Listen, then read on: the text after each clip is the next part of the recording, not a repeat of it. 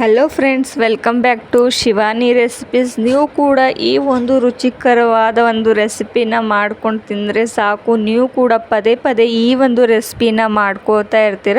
ಹಾಗಾದರೆ ಈ ಒಂದು ರೆಸಿಪಿ ಯಾವುದು ಅಂತ ನೀವು ಕೂಡ ತಿಳ್ಕೊಳ್ಳೋದಕ್ಕೆ ಇಷ್ಟ ಆದರೆ ಈ ಒಂದು ವಿಡಿಯೋನ ಪೂರ್ತಿಯಾಗಿ ನೋಡಿ, ಸ್ಕಿಪ್ ಮಾಡ್ಕೊಳ್ಳದೆ. ಹಾಗಾದರೆ ತಡ ಮಾಡದೆ ಈ ಒಂದು ರೆಸಿಪಿನ ಇವತ್ತು ನೋಡೋಣ ಬನ್ನಿ. ಡೈಲಿ ತಿಂದು ಬೇಸರವಾಗಿ ಹೋಗುತ್ತೆ. ಹಾಗಾದರೆ ಈ ಒಂದು ಡಿಫ್ರೆಂಟ್ ಸ್ಟೈಲ್ ರೆಸಿಪಿನ ನೀವು ಕೂಡ ಟ್ರೈ ಮಾಡಿ. ಹಾಗಾದರೆ ಬನ್ನೋಣ ನೋಡಿ. ಈ ಒಂದು ರೆಸಿಪಿ ಇವತ್ತು ನಾನು ಚಕೋಲಿ ಅಂತ ಮಾಡ್ತಿರೋದು. ಇಲ್ಲಿ ಒಂದು ಕಡಾಯಿನ ಇಟ್ಕೊಂಡು ಅದರ ಒಳಗಡೆ 2 ಟೇಬಲ್ ಸ್ಪೂನಷ್ಟು ಆಯಿಲ್ನ ಹಾಕ್ಕೊಳ್ತಿರೋದು ನೋಡ್ಬೋದು. ಆಯಿಲ್ ಬಿಸಿ ಆದ ತಕ್ಷಣ ಸ್ವಲ್ಪ ಅದರ ಒಳಗಡೆ ಸಾಸಿವೆ ಹಾಕ್ಕೊಳ್ತಿರೋದು. ಹಾಗೂ ನಾನು ಮೊದಲೇ ಎಲ್ಲಿ ಕಟ್ ಮಾಡ್ಕೊಂಡು ಇಟ್ಕೊಂಡಿದ್ದೆ ಈರುಳ್ಳಿ, ಟೊಮೊಟೊ ಹಾಗೂ ಕರಿಬೇವು ಆ್ಯಂಡ್ ಕೊತ್ತಂಬರಿನ, ಹಾಗೂ ಇದ್ರೊಳಗಡೆ ಸ್ವಲ್ಪ ನಾನು ಜೀರಿಗೆನ ಆ್ಯಡ್ ಮಾಡ್ಕೋತಿರೋದು. ರುಚಿಗೆ ತಕ್ಕಷ್ಟು ಸಖತ್ ಟೇಸ್ಟಿ ಆಗಿರುತ್ತೆ ಈ ಒಂದು ರೆಸಿಪಿ. ಹಾಗೂ ಮೊದಲಿಗೆ ನಾನು ಇದ್ರೊಳಗಡೆ ಕರಿಬೇವನ್ನ ಆ್ಯಡ್ ಮಾಡ್ಕೋತಿರೋದು. ಕರಿಬೇವು ಹಾಕೋದ್ರಿಂದ ನಮ್ಮ ಕೂದಲು ಕೂಡ ಚೆನ್ನಾಗಿ ಬೆಳೆಯುತ್ತೆ. ಇದರಿಂದ ಆದ ಕಾರಣ ನಾವು ಎಲ್ಲ ಅಡುಗೆಯಲ್ಲೂ ಕರಿಬೇವನ್ನ ಯೂಸ್ ಮಾಡ್ಕೋತಿರಬೇಕು. ಹಾಗೂ ನಮ್ಮ ಹೆಲ್ತ್ಗೂ ಸಖತ್ ಚೆನ್ನಾಗಿರುತ್ತೆ. ಹಾಗೂ ನಾನು ಇದ್ರೊಳಗಡೆ 2 ಈರುಳ್ಳಿನ ಹಾಕ್ಕೊಂಡ್ರೆ ಸಾಕು, ಸಖತ್ ಟೇಸ್ಟಿಯಾಗಿರುತ್ತೆ. ಈರುಳ್ಳಿನ ಹಾಕೊಂಡ ನಂತರ ಸ್ವಲ್ಪ ಹೊತ್ತಿಗೆ ಕಲರ್ ಚೇಂಜ್ ಆಗೋವರೆಗೂ ಚೆನ್ನಾಗಿ ಇದನ್ನು ಹುರ್ಕೋತಾ ಇರಿ.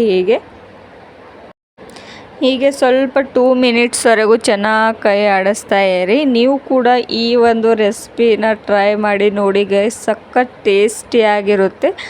ಈ ಒಂದು ಈರುಳ್ಳಿ ಸ್ವಲ್ಪ ಬೆಂದ ನಂತರ ನಾನು ಇದರೊಳಗಡೆ ಕಟ್ ಮಾಡಿಟ್ಕೊಂಡಿರುವಂಥ ಟೊಮೊಟೊನ ಕೂಡ ಆ್ಯಡ್ ಮಾಡ್ಕೊಂಡಿದ್ದೆ.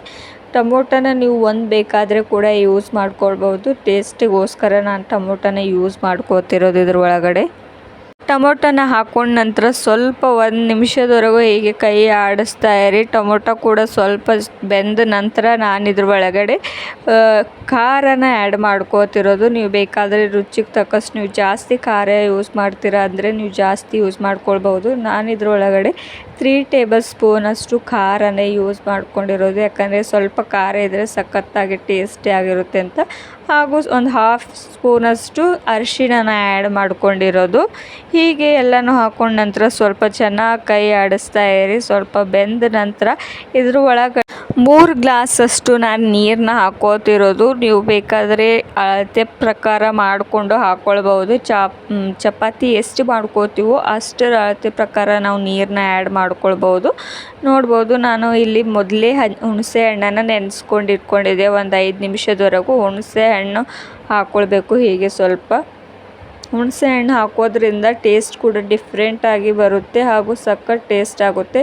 ಹಾಗೂ ಈ ಒಂದು ನೀರು ಹಾಕೊಂಡ ನಂತರ ಹೇಗೆ ಒಂದು ಪ್ಲೇಟ್ನ ಮುಚ್ಚಿಕ್ಕೋಬೇಕು, ಯಾಕಂದರೆ ಚೆನ್ನಾಗಿ ಕುದಿ ಬರಬೇಕಲ್ವ, ಅದಕ್ಕೋಸ್ಕರ ಇಲ್ಲೊಂದು ಚಪಾತಿನ ಮಾಡಿಕೊಂಡು ಈ ರೀತಿಯಾಗಿ ಶೇಪ್ ಒಳಗಡೆ ನಾವು ಕಟ್ ಮಾಡ್ಕೊಳ್ಬೇಕು. ನೋಡ್ಬೋದು ನಾನು ಈಗ ಕಟ್ ಮಾಡ್ಕೋತಾ ಇರೋದು ಅಂತ. ಹೀಗೆ ಚೆನ್ನಾಗಿ ಕಟ್ ಮಾಡ್ಕೋತಾ ಬರಬೇಕು. ಹೀಗೆ ನೀವು ಕೂಡ ಈ ಒಂದು ಚಪಾತಿ ರೆಸಿಪಿನ ಟ್ರೈ ಮಾಡಿಲ್ಲ ಇನ್ನೂವರೆಗೂ ಅಂದರೆ ನೀವು ಕೂಡ ಒಂದು ಸಲ ಆದರೂ ಟ್ರೈ ಮಾಡಿ ನೋಡಿ, ಸಖತ್ ಟೇಸ್ಟಿಯಾಗಿರುತ್ತೆ. ಹಾಗೂ ಈಗ ಕಟ್ ಮಾಡಿದ ನಂತರ ನಾನೊಂದು ಪ್ಲೇಟ್ ಒಳಗಡೆ ಹಾಕ್ಕೊಳ್ತೇನೆ, ಅದು ಕೂಡ ತೋರಿಸ್ತೇನೆ. ಈಗ ಇನ್ನೂ ಸ್ವಲ್ಪ ಇದನ್ನು ಕೊಯ್ಬೇಕು ಈ ಚಾಕುನಿಂದ. ಹೀಗೆ ಕಟ್ ಮಾಡ್ಕೊಂಡ ನಂತರ ನೋಡ್ಬೋದು ಶೇಪ್ ಎಷ್ಟು ಚೆನ್ನಾಗಿ ಬಂದು. ಕಟ್ ಮಾಡ್ಕೊಂಡಿರುವ ಪೀಸ್ಗಳೆಲ್ಲ ಹೀಗೆ ನಾನೊಂದು ಪ್ಲೇಟಲ್ಲಿ ಹಾಕ್ಕೊಂಡಿರೋದು. ಆಮೇಲೆ ಇಲ್ಲಿ ನೀರು ಕೂಡ ಹೆಸರಿಗೆ ಇಟ್ಕೊಂಡಿದ್ನಲ್ವ, ಅದು ಕೂಡ ಚೆನ್ನಾಗಿ ಕುದೀತಾ ಬರ್ತಿದೆ. ಹೀಗೆ ಚೆನ್ನಾಗಿ ಕುದ ನಂತರ ಈ ಒಂದು ಕಟ್ ಮಾಡ್ಕೊಂಡಿರುವ ಚಕೋಲಿ ಪೀಸ್ನ ಇದ್ರೊಳಗಡೆ ಆ್ಯಡ್ ಮಾಡಬೇಕು. ನೋಡ್ಬೋದು ನಾನು ನಿಮಗೆ ಆ್ಯಡ್ ಮಾಡಿ ತೋರಿಸ್ತಿರೋದು 1 ಚಪಾತಿದಷ್ಟು. ಜಾಸ್ತಿ ಚಪಾತಿದಷ್ಟು ನಾನು ಮಾಡಿ ತೋರಿಸ್ತಿಲ್ಲ. ಹೀಗೆ ಅಷ್ಟು ಚಪಾತಿನ ಕಟ್ ಮಾಡಿಕೊಂಡು ಇದೇ ರೀತಿಯಲ್ಲಿ ಹೀಗೆ ಇದು ಹೆಸರಿನೊಳಗಡೆ ಹಾಕ್ಕೊಂಡ್ಬಿಡಿ. ಎಲ್ಲವೂ ಕೂಡ ಹಾಕೊಂಡ ನಂತರ ಸ್ವಲ್ಪ ಇದನ್ನು ಕಟ್ಟಿ ಆಗೋದಕ್ಕೆ ಬಿಡಬೇಕು. ಚೆನ್ನಾಗಿ ಕುದ್ದಬೇಕು. ಕೈ ಆಡಿಸ್ತಾ ಇರಿ. ಕೈ ಆಡಿಸಿದ ನಂತರ ಹೀಗೆ ಮುಚ್ಚಿಟ್ಟು ಚೆನ್ನಾಗಿ ಬೆಂದ ನಂತರ ನೋಡ್ಬೋದು ನಾನಿಲ್ಲಿ ಶೇಂಗಾ ಪೌಡರ್ನ ಆ್ಯಡ್ ಮಾಡ್ಕೋತಿರೋದು. 1 ಬಟ್ಲಷ್ಟು ನೀವು ಶೇಂಗಾ ಪೌಡರ್ನ ಜಾಸ್ತಿ ಸ್ವಲ್ಪ ಹಾಕ್ಕೊಂಡ್ರೆ ಸಖತ್ತಾಗಿ ಟೇಸ್ಟ್ ಇರುತ್ತೆ. ಸ್ವಲ್ಪ ದಪ್ಪವಾಗಿ ನಾನು ಮಿಕ್ಸಿಗೆ ಹಾಕ್ಕೊಂಡಿದ್ದೆ, ಸ್ವಲ್ಪ ಬಾಯಿಗೆ ರುಚಿ ಬರಬೇಕಂತ. ಹಾಗೂ ನಾನು ಇದರೊಳಗಡೆ ಕೊತ್ತಂಬರಿನ ಕೂಡ ಆ್ಯಡ್ ಮಾಡ್ಕೋತಿರೋದು ಟೇಸ್ಟಿಗೋಸ್ಕರ. ಹಾಗೂ ಮೇಲ್ಗಡೆಯಿಂದ ಸ್ವಲ್ಪ ದಪ್ಪವಾಗಿ ಬೆಳ್ಳುಳ್ಳಿನ ಕುಟ್ಕೊಂಡು ಬಿಟ್ಕೊಂಡಿರಿ ಹೀಗೆ ಚೆನ್ನಾಗಿ. ಬೆಳ್ಳುಳ್ಳಿನ ಹಾಕೊಂಡ ನಂತರ ಸ್ವಲ್ಪ 1 ಸ್ಪೂನಷ್ಟು ಇದರೊಳಗಡೆ ಎಣ್ಣೆನ ಬಿಟ್ಕೊಳ್ಬೇಕು. ಎಣ್ಣೆನ ಬಿಟ್ಕೊಂಡ ನಂತರ ಬೆಳ್ಳುಳ್ಳಿ ಚೆನ್ನಾಗಿ ಟೇಸ್ಟಿಯಾಗಿ ಕ್ರಿಸ್ಪಿಯಾಗಿ ಹತ್ತುತ್ತೆ. ಅದಕ್ಕೋಸ್ಕರ ಬೆಳ್ಳುಳ್ಳಿನ ಮೇಲೆ ಸ್ವಲ್ಪ ಎಣ್ಣೆನ ಬಿಟ್ಕೊಳ್ಬೇಕು. ನೋಡ್ಬೋದು ಎಣ್ಣೆನ ಹಾಕೋತಿರೋದು. ಈ ಎಲ್ಲ ಇಂಗ್ರೀಡಿಯೆಂಟ್ಸ್ ಹಾಕೊಂಡ ನಂತರ ಸ್ವಲ್ಪ 1-2 ಮಿನಿಟ್ಸ್ವರೆಗೂ ಇದನ್ನು ಚೆನ್ನಾಗಿ ಕುದಿಯೋದಕ್ಕೆ ಬಿಟ್ಟು ಬಿಡಬೇಕು. ಆಮೇಲೆ ಕುದ ನಂತರ ಚೆನ್ನಾಗಿ ಕೈ ಆಡಿಸ್ಬೇಕು. ಕೈ ಆಡಿಸಿದ ನಂತರ ಈ ಒಂದು ಟೇಸ್ಟಿ ಆದ ರೆಸಿಪಿ ಚಕ್ಕುಲಿ ರೆಡಿ ಆಗಿರುವಂಥದ್ದು. ನೀವು ಕೂಡ ಒಂದ್ಸಲ ಆದರೂ ಟ್ರೈ ಮಾಡಿ. ಹಾಗೂ ನಿಮಗೂ ಕೂಡ ಇವತ್ತಿನ ಒಂದು ರೆಸಿಪಿ ಇಷ್ಟವಾದರೆ ಲೈಕ್ ಆ್ಯಂಡ್ ಶೇರ್ ಮಾಡಿ. Thank you. ಮುಂದಿನ ಒಂದು ರೆಸಿಪಿಯಲ್ಲಿ ಸಿಗೋಣ.